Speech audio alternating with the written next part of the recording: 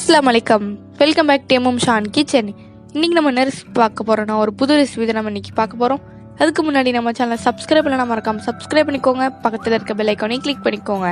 அப்போதான் இந்த வீடியோ போட்டாலும் உங்களுக்கு உடனே நோட்டிஃபிகேஷன் வரும். வாங்க வீடியோக்குள்ள போகலாம்.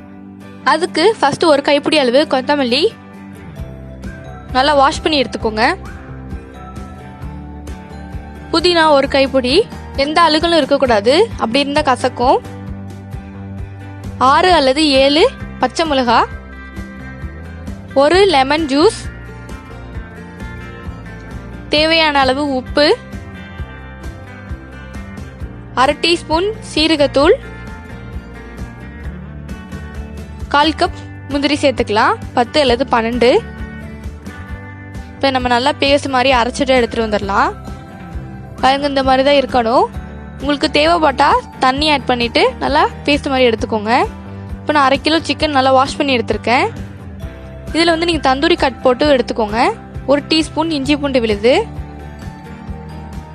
இந்த மாதிரி நீங்கள் தந்தூரி கட் போட்டு வாங்கினீங்கன்னா தான் உங்களுக்கு கரெக்டாக உங்களுக்கு அந்த மசாலாலாம் உள்ளே போகும். இதை வந்து நான் ஒரு 5 அல்லது 10 நிமிஷம் ஊற வச்சிடலேன். இப்போ பேன் நல்லா ஹீட் ஆகிடுச்சு. இப்போ நான் ஆயில் ஆட் பண்ணிக்கிறேன். நீங்கள் இதில் வந்து பட்டர், ஆலிவ் ஆயில், எந்த எண்ணெய் வேணாலும் யூஸ் பண்ணிக்கலாம், நல்லாயிருக்கும். இப்போ நம்ம அரைச்சி வச்சுருந்தா அந்த பேஸ்ட் ஆட் பண்ணிக்கலாம். இது செய்யும் போது நல்லா மீடியம் ஃப்ளேமில் இருக்கணும். இது வந்து நல்லா மிக்ஸ் பண்ணிகிட்டே இருக்கணும். நல்லா எண்ணெய் பிரிஞ்சு வர வரைக்கும் நல்லா மிக்ஸ் பண்ணிகிட்டே இருங்க. ஒரு அல்லது 2 நிமிஷம் வரைக்கும் நீங்கள் நல்லா மிக்ஸ் பண்ணிடணும். அப்போ தான் உங்களுக்கு அந்த நல்லா பச்சை வாசனைலாம் போகும். அந்த மசாலோட ஒரிஜினல் ஸ்மெல் உங்களுக்கு வர ஆரம்பிக்கும். இதில் உங்களுக்கு நீங்கள் காரம் பத்தலைன்னா மிளகாய் அரைச்சி சேர்த்துக்கோங்க. மிளகாய் தூள் சேர்க்கக்கூடாது, பச்சை மிளகாய் அரைச்சி சேர்த்துக்கோங்க.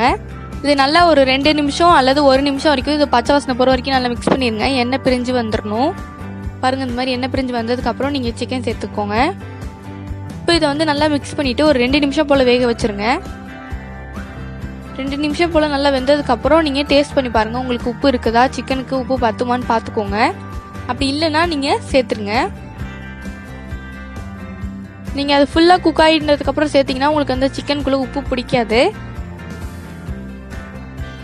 பாருங்கள், நல்லா மிக்ஸ் ஆயிடுச்சு. இப்போது நீங்கள் டேஸ்ட் பண்ணி பார்த்துட்டு ஒரு 10 அல்லது 15 நிமிஷம் நல்லா வேக வச்சு எடுத்துருங்க. உங்களுக்கு சூப்பராக வந்துடும். இதில் வந்து நீங்கள் வேறு எந்த மசாலாவும் தேவையில்லை, நீங்கள் பிளேட்டில் சர்வ் பண்ணிக்கலாம். பாருங்கள், நம்ம சூப்பராக ரெடி பண்ணி எடுத்துட்டோம். எந்த மசாலாவுமே நம்ம ஆட் பண்ணலை. இந்த கொத்தமல்லி, புதினா, இஞ்சி பூண்டு விழுது இந்த மாதிரி வச்சு நீங்கள் சூப்பராக ஈஸியாக செஞ்சு முடிக்கலாம். இதோட டேஸ்ட் வந்து ரொம்ப சூப்பராக இருக்கும். நீங்கள் ட்ரை பண்ணி பாருங்கள். இது வந்து நீங்கள் சப்பாத்தி, நான், பரோட்டா இது கூடலாம் வச்சு சாப்பிட்டா ரொம்ப சூப்பராக இருக்கும்.